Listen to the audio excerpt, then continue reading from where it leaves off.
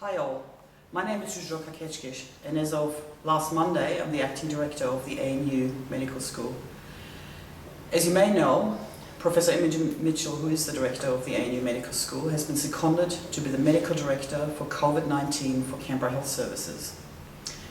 COVID-19 is not just a pandemic, it's a war, it's a health war. And with Imogen being seconded and me stepping up into this role, you can see we all have to do our duties, as we're doing in a war.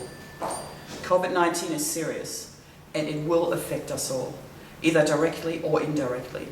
Whether it is your work, whether it's your friends, your family, or anybody else you know, like your neighbours. COVID-19 is so serious, we will have problems with our health services being able to look after all the patients, whether they're affected by COVID-19 or whether they have any other health problems that need to be looked after. We need to now reduce any possibility of becoming infected or infecting others. There are guides on that. They're available on the government websites, on the ANU websites. Please have a read of them and stick to those guides. You would have by now seen the email that was sent through the Vice-Chancellor and possibly the email that we sent around.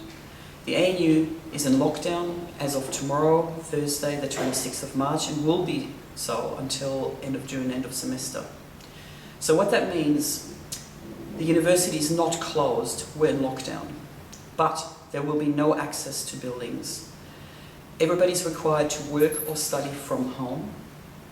Research will have some exemptions, and please refer to the Vice-Chancellor's email on details for that.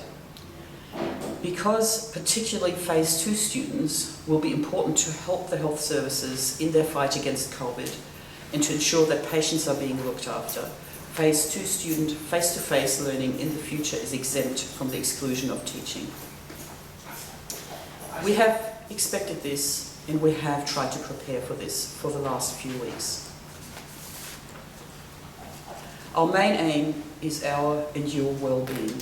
We are concerned about staff and students who are affected not just directly by COVID-19, but who will be affected indirectly through the work arrangements, through the concerns about their work, through the concerns about the workload, how to do this from home, and through the concerns about their friends, family, and neighbours. I need to encourage you to please support each other. Do this through emails, through the phone, through the internet. It is now as important as it has ever been to support each other and to be there for each other. In order to plan for COVID-19 and its effects on the medical school, Imogen has started a war cabinet about 2 weeks ago, which is named Operation Graduate. An Operation Graduate management team meets every morning to discuss our planning and what we need to do to cope with this crisis. We have defined some critical functions, and they are, first of all, graduating Year 4 MCHD students so they can practice medicine early in 2021. To enrol Year 1 MCHD students in 2021. To plan for the curriculum delivery for this year during this crisis. We want to track students and staff, not just to know where they are, but also how they are, so we can reach out and support you. We need to communicate to all of you, and we have a variety of ways to do that through email, through Wattle, and through videos like this. We need to manage research opportunities and projects, including the HDR students. We need to maintain school operations such as IT and infrastructure, and we are preparing for the online material to be available to all students for the MCHD. What we've done so far is, as I just stated, for Phase 1 and Phase 2, all the lecture material is on Wattle and is available for all the students, and we'll continue to roll this on throughout the academic year. We are developing small group teaching. Please be patient. This will be available, and we're trialling some of these to iron out the issues, to ensure that this works seamlessly, and the way this is done may change from week to week or from team to team or discipline to discipline. We have at the moment paused the clinical placements for Phase 2.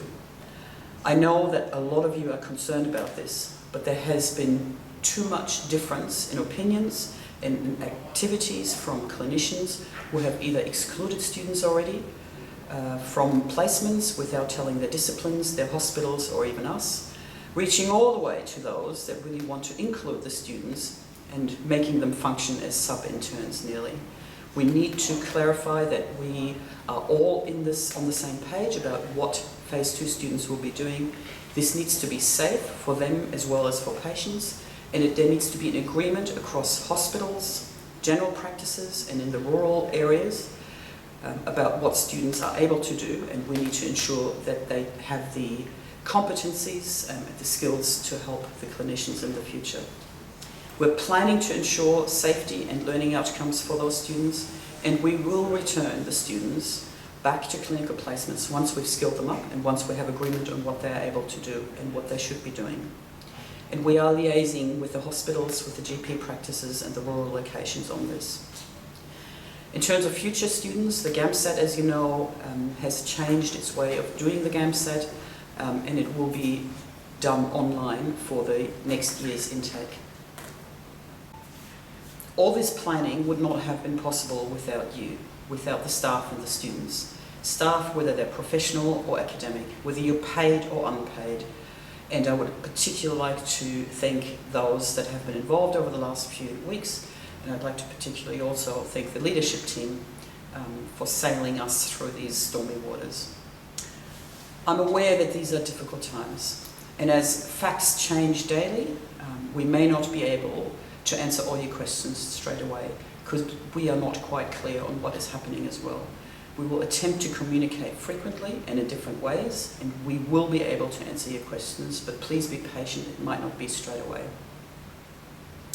I'm planning to set up another session like this weekly.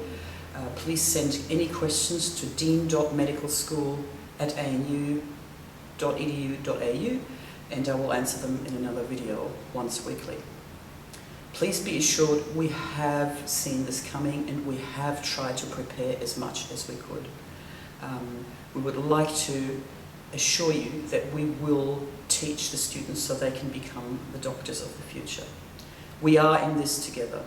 We have a dedicated, strong team, and we have students who are part of this team, and we're all working on this, and we will find a solution no matter what happens. Please send all your ideas to the previously named email address. Please also look after yourself. It is important that you remain okay. And if you're not okay, remember, sometimes it is okay not to be okay. But please, if that's the case, reach out. EAP, your supervisor, colleagues or friends are important to support you, because this is not a sprint, this is a marathon. And we need to stay together and need to stay connected and need to be okay at the end. I would like to thank you all for your attention. As I said, send me an email and look after yourself, your friends and your family. Thank you.